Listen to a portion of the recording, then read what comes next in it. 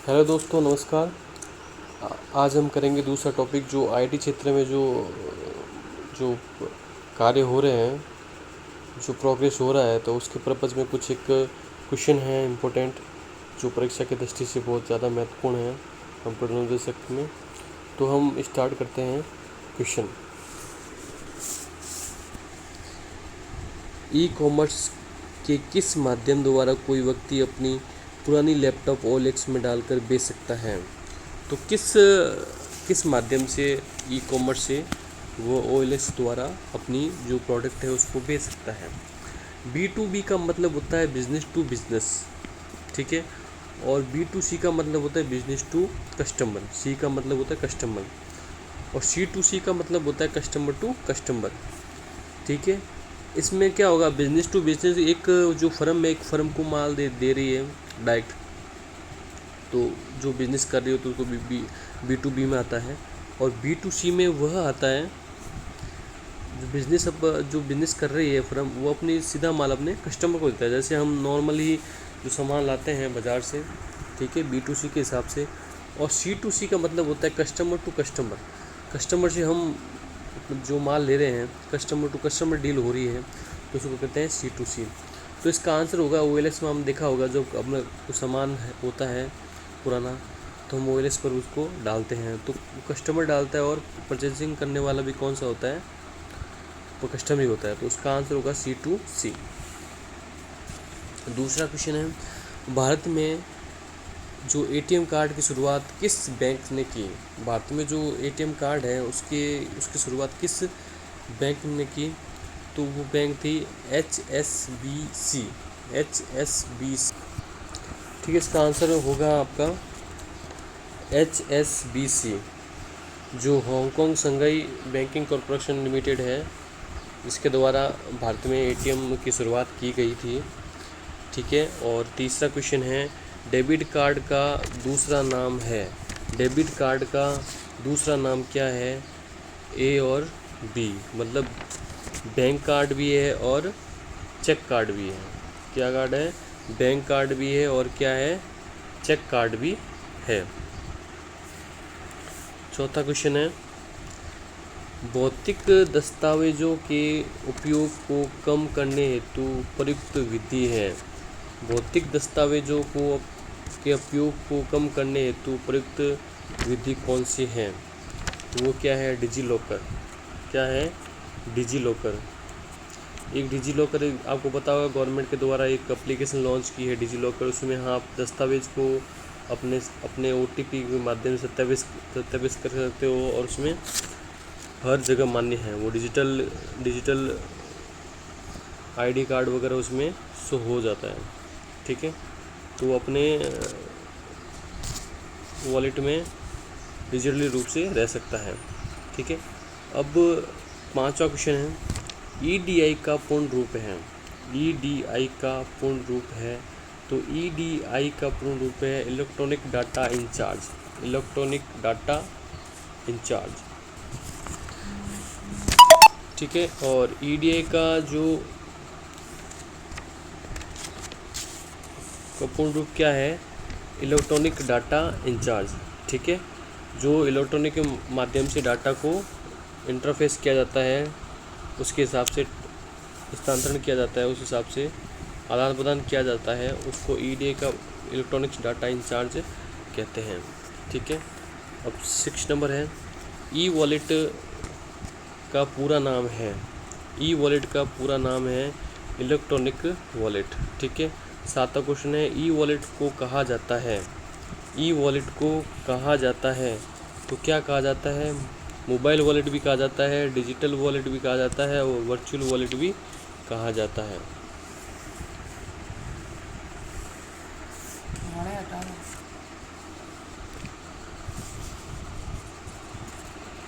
ठीक है, उसके बाद है 8वां क्वेश्चन, दुनिया का निःशुल्क विश्व कोश कहा जाता है। दुनिया का निःशुल्क विश्व कोश कहा जाता है, तो इसका आंसर होगा विकिपीडिया, ठीक है।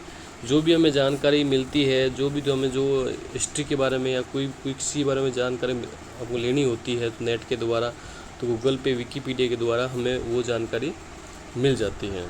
ठीक है। नंबर क्वेश्चन है, स्नैपचैट है।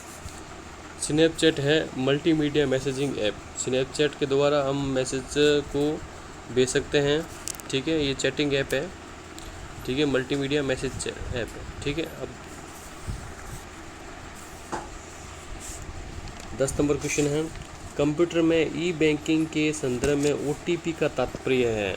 OTP से आप सब वाकिफ हो। OTP तो इसमें बताया है कि ई बैंकिंग के संदर्भ में OTP का तात्पर्य है। तो क्या है, वन टाइम पासवर्ड। ये क्या होता है, वन टाइम पासवर्ड। तो उसकी फुल फॉर्म OTP की क्या होती है, वन टाइम पासवर्ड। ठीक है। 11 नंबर, राजस्थान के में भामाशाह कार्ड के स्थान पर कौन सा कार्ड लागू हुआ है। तो आपको सबको पता है, जो भामाशाह कार्ड है, जो गहलोत सरकार द्वारा बंद करके उसकी जगह उसकी जगह लॉन्च किया है जन आधार कार्ड। ठीक है, जो इसमें राशन कार्ड भी इंक्लूड होता है और जो चिरंजीवी योजना के थ्रू होता है वो भी उसमें इंक्लूड होता है। तो ये जो लिंक होता है, तो ये सब 5 कार्य के लिए मर्ज कर दिया इनको। ठीक है, तो जन आधार कार्ड इसका आंसर होगा। 12 क्वेश्चन है, सोशल नेटवर्किंग प्लेटफॉर्म का उदाहरण है। सोशल नेटवर्किंग प्लेटफॉर्म का उदाहरण है, तो इसका आंसर होगा उपयुक्त सभी। फेसबुक है, ट्विटर भी है और इंस्टाग्राम भी है। तो ये क्या है, सोशल नेटवर्किंग है, फेसबुक, ट्विटर और इंस्टाग्राम। अब 13 नंबर क्वेश्चन है, SSO किसका संक्षिप्त रूप है। SSO से क्या तात्पर्य है आपका। तो आपने पता होगा कि जब हम भी कोई फॉर्म फिल करते हैं तो SSO का यूज ही होता है। तो SSO सिंगल साइन ऑन, इसका आंसर होगा सिंगल साइन ऑन। तो हम सब भी जो भी डिपार्टमेंट की जो भी एप्लीकेशन हमें सबमिट करनी होती है तो वो एक की जगह में मिल जाती है, सिंगल साइन ऑन। ठीक है, सिंगल एप्लीकेशन में हमें वह मिल जाती है। उसके बाद 14 नंबर है, राष्ट्रीय भुगतान प्रणाली का विकसित किया गया। राष्ट्रीय भुगतान प्रणाली द्वारा विकसित किया गया। ठीक है, राष्ट्रीय, तो इसका आपको पता है UPI के माध्यम से किया गया। आजकल सब जगह UPI ही काम आता है। उसके बाद में आधार कार्ड के संबंध में तथ्य सत्य है। आधार कार्ड के संबंध में क्या सत्य है, तो इसमें दे रखा है यह UIDAI द्वारा जारी प्रमाण पत्र है। तो इसका आंसर सही है ये भी। और यह 12 अंक की संख्या कार्ड है, ये भी सही है, क्योंकि हमें जो आधार कार्ड की संख्या होती है वो 12 संख्या की होती है। यह कार्ड प्रत्येक व्यक्ति को यूनिक पहचान करता है, ये भी सही है। ठीक है, एक यूनिक पहचान करता है जो फिंगरप्रिंट के द्वारा इसका रजिस्ट्रेशन होता है। उसके बाद में 16 नंबर है,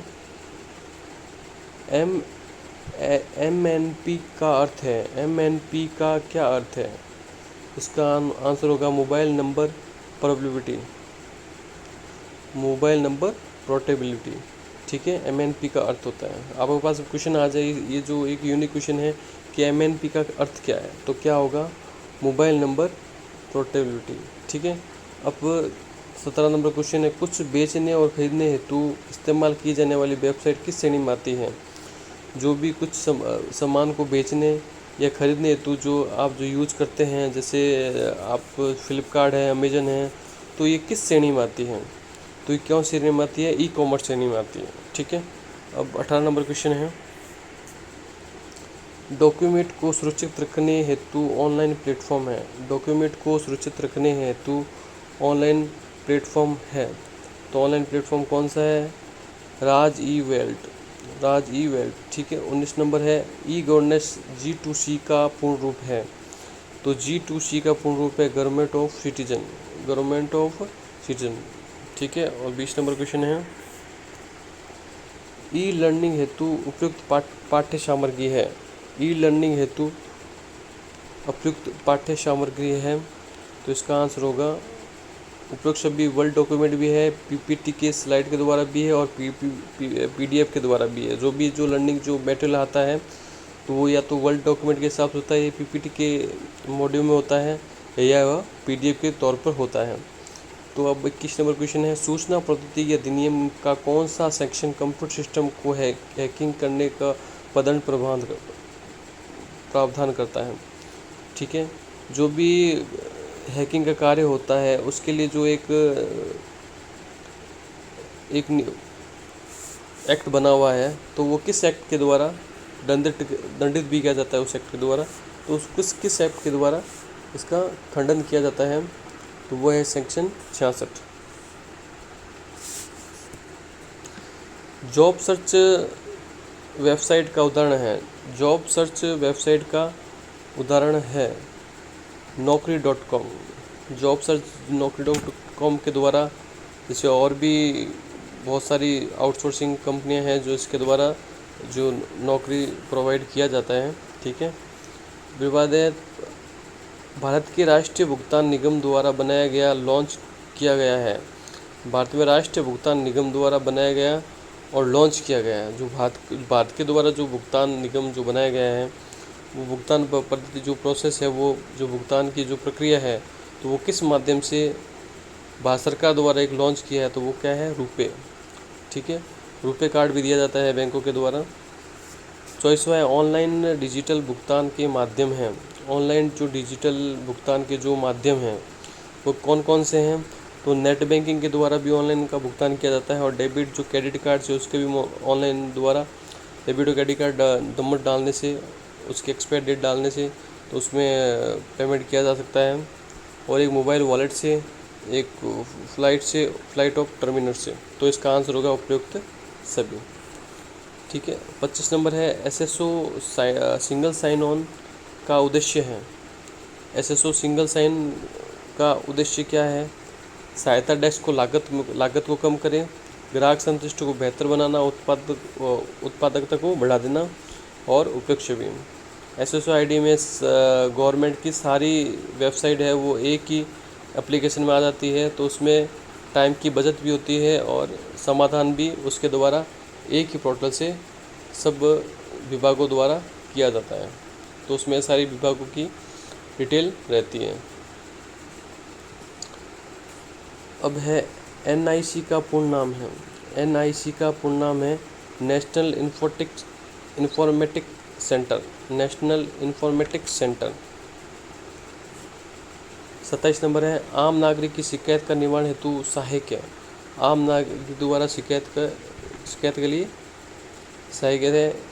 आपको पता ही होगा जो राजस्थान सरकार द्वारा जो भी चलाए जा रहे हैं, तो एक संपर्क पोर्टल है और एक 181 हेल्पलाइन नंबर है। इसका आंसर होगा ए और बी। तो ये दोनों जो पोर्टल है इसके द्वारा हम किसी प्रकार की कोई योजना की जानकारी या कोई डिपार्टमेंट में कोई काम की दिक्कत है या कोई सूचना मंगानी है, तो उस संपर्क पोर्टल और 181 हेल्पलाइन के द्वारा हमें प्राप्त हो सकती हैं। ठीक है, अब 28 नंबर, कौन सा G2C सेवा का उदाहरण नहीं है, कौन सा G2C का उदाहरण नहीं है, तो इसमें क्या है, ई बेकॉम। तो ये है G2C का है, ई वीज़ा, ई ट्रांसपोर्टेशन और डिजिटल पुलिस पोर्टल। ऐसी सुविधा जो उपभोक्ता को वो वस्तुएं जो भी वो खरीदना चाहता है उनको ऑनलाइन खरीदने, उन वस्तुओं पर भौतिक स्टोर दुकान पर ले जाने की अनुमति देती है, ताकि वह ई कॉमर्स की सुविधा और भौतिक खुदरा दुकानों को लाभ पा सके। वह है, तो वह है, ये आंसर होगा click and purchase, click and purchase. E banking संदर्भ में ओटीपी का तात्पर्य है, ई बैंकिंग संदर्भ में ओटीपी का तात्पर्य है वन टाइम पासवर्ड। ये पहले भी आया था क्वेश्चन। Amazon.com प्रदान करता है, आपने सुना होगा अमेजन फ्लिपकार्ट का नाम, तो Amazon.com प्रदान करता है, तो इसका आंसर होगा business to customer e commerce environment. ठीक है, मैंने कहा था B2C, B2B तो क्या होता है, बिजनेस टू बिजनेस। ठीक है, एक फर्म अपने फर्म को माल सप्लाई करती है, और B2 का मतलब कस्टमर को करती है, और C2C कस्टमर टू कस्टमर। ठीक है, OLX के द्वारा। अगला है ई गवर्नमेंट सर्विस में CSC का फुल फॉर्म क्या है। CSC का फुल फॉर्म क्या है? Common service centre. आपने देखा होगा आजकल कि SBI अपनी एक CSC एक स्टोर खोलने लग गया है, जिसमें क्या है कि 20,000 से कम जो कैश होता है उसमें जमा होता है। तो लोगों को 20,000 तक जो कैश होते हैं उसके लिए बैंक आना नहीं पड़ता, और उसमें ज़्यादा सॉल्यूशन हो जाते हैं। जो भी बैंकिंग काम है अधिकतर वो उस CSC के द्वारा ही कंप्लीट हो जाता है। 33 नंबर है, ये एक ऐसा कार्ड है जो किसी बैंक या फाइनेंशियल इंस्टीट्यूशन में एक लोन के रूप में ग्राहक को मिलता है। वो क्या है? Credit card. क्रेडिट कार्ड में लिमिट देता है, ठीक है, उसके अनुसार हम एक लोन के रूप में उसको उपयोग कर सकते हैं। उसके बाद ई कॉमर्स में ई का मतलब क्या है? ई कॉमर्स में ई का मतलब क्या है? इलेक्ट्रॉनिक।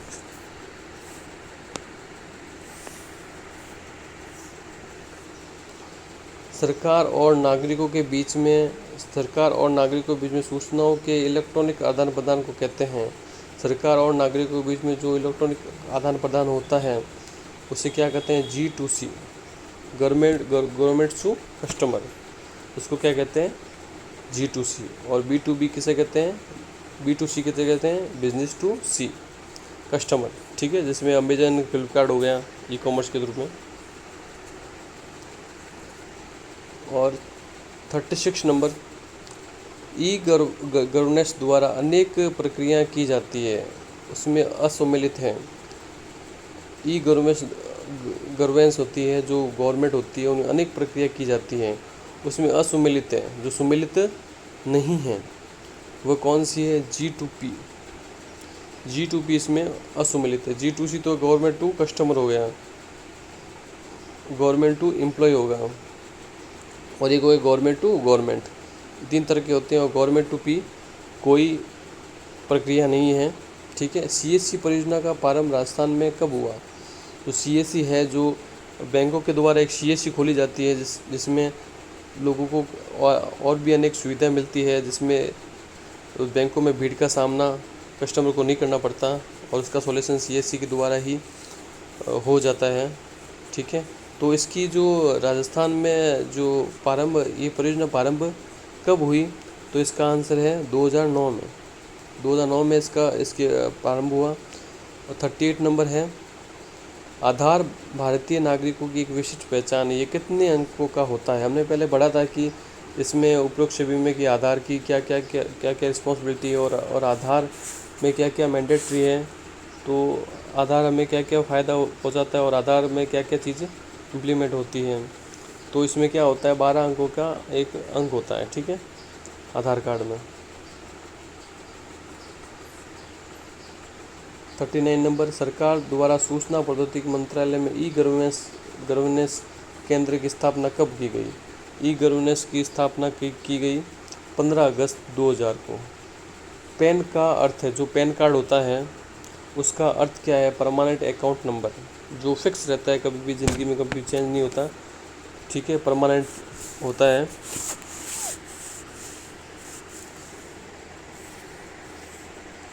PNR का पूर्ण रूप क्या है? PNR का मतलब समझते हो? रेलवे में जो बुकिंग होती है उसमें कि PNR नंबर जनरेट होता है, तो उसको क्या कहते हैं? पैसेंजर नेम रिकॉर्ड, ठीक है। और 42 नंबर क्वेश्चन है, भारत में गवर्नेंस वर्ष के रूप में मनाया गया है, इसमें क्या है? सरकार द्वारा सूचना प्रौद्योगिकी मंत्रालय में ई गवर्नेंस केंद्र की स्थापना कब हुई? वो कहेंगे 15 अगस्त 2000 को, ठीक है। अब हमारे पास में क्वेश्चन आ जाए, तो भारत में गवर्नेंस वर्ष के रूप में मनाया जाता है, तो क्या आएगा? गवर्नेंस के रूप में मनाया जाता है तो अब क्या आएगा? 2001।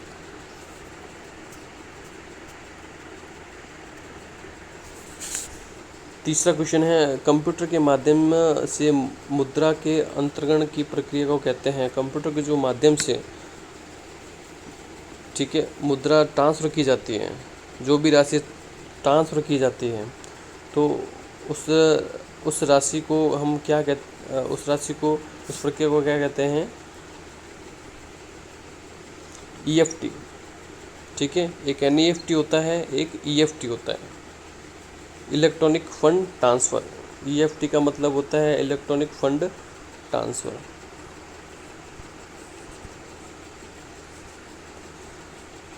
ठीक है। अब 44 नंबर क्वेश्चन है, मोबाइल फ़ोन में प्रयुक्त CDM तकनीक का पूर्ण रूप है। CDM तकनीक का पूर्ण रूप है तो इसका कहेंगे code division multiple access, code division multiple access. ठीक है।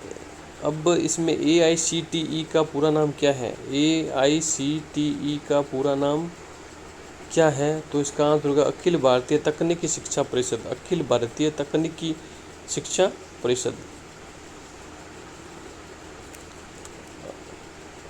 अब 46 नंबर क्वेश्चन है, ट्राई का पूर्ण रूप क्या है? TRAI का पूर्ण रूप क्या है? तो इसका होगा telecom regulatory authority of India, telecom regulatory authority of India. 47 number question है, बैंकिंग में प्रयुक्त CVV सुरक्षा कोड कितने अक्षरों में होता है? बैंकिंग प्रयुक्त में CVV सुरक्षा कोड कितने अक्षरों का होता है? तो उसका आंसर होगा 3। ऑनलाइन बैंकिंग को किस नाम से जाना जाता है? ऑनलाइन बैंकिंग को किस नाम से जाना जाता है? तो क्या बताए हैं इसमें? इंटरनेट बैंकिंग के नाम से, नेट बैंकिंग के नाम से और ई-बैंकिंग के नाम से। मतदाता प्रणाली में प्रयुक्त EPIC का पूर्ण रूप है। एक EPIC नंबर होता है मतदाता केंद्र का, मतदाता के ऊपर EPIC का, तो उसका पूर्ण रूप क्या है? तो उसका पूर्ण रूप है इलेक्टर फोटो आइडेंटिटी कार्ड। ठीक है, इलेक्टर फोटो आइडेंटिटी कार्ड।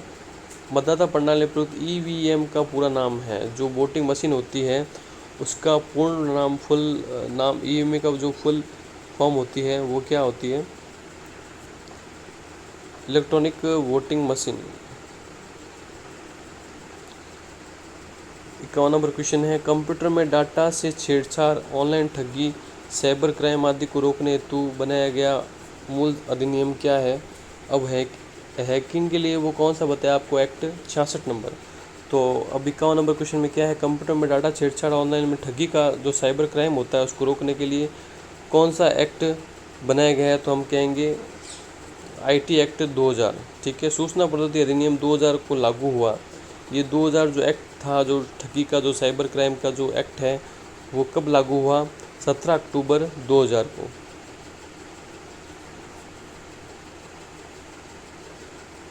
सूचना प्रौद्योगिकी अधिनियम कब अस्तित्व में आया? सूचना प्रौद्योगिकी अधिनियम है जो ये एक्ट है वो कब अस्तित्व में आया? तो 2000 में। IT एक्ट का कौन सा सेक्शन साइबर अपराध से संबंधित है? IT एक्ट का कौन सा सेक्शन जो साइबर अपराध में सम्मिलित है? तो 66F, जो साइबर क्राइम अपराध से।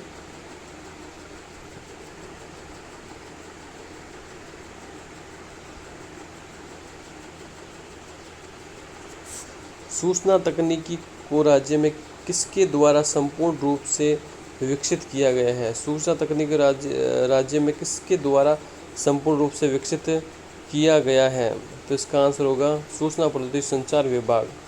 हिंदी में ईमेल लिखने की सुविधा प्रदान करने वाला प्रथम राज्य है। हिंदी में ईमेल लिखने की सुविधा प्रदान करने वाला प्रथम राज्य कौन सा है? राजस्थान। आधार सेवा किस माध्यम से संचालित है? आधार सेवा किस माध्यम से संचालित है? UIDAI के नाम से सम्मिलित है। UIDAI का पूर्ण नाम क्या है? UIDAI का पूर्ण नाम है unique identification authority of India. E-governance किसको परिभाषित करता है? 59 नंबर। ई-गवर्नेंस किसको परिभाषित करता है? तो इसका आंसर होगा इलेक्ट्रॉनिक्स को। EPDS का विस्तृत नाम क्या है? EPDS का विस्तृत नाम है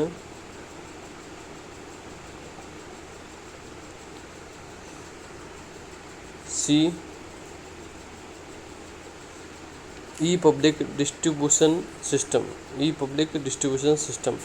ठीक है, ये जो IT क्षेत्र में जो भी कार्य थे वो हमने इसमें डिस्कस किया है। जो भी महत्वपूर्ण क्वेश्चन हैं वो हमने आपके साथ में शेयर किया है। तो इसी तरह ही आप इस चैनल को सहायता देते रहें और सब्सक्रिप्शन देते रहें। ठीक है, धन्यवाद।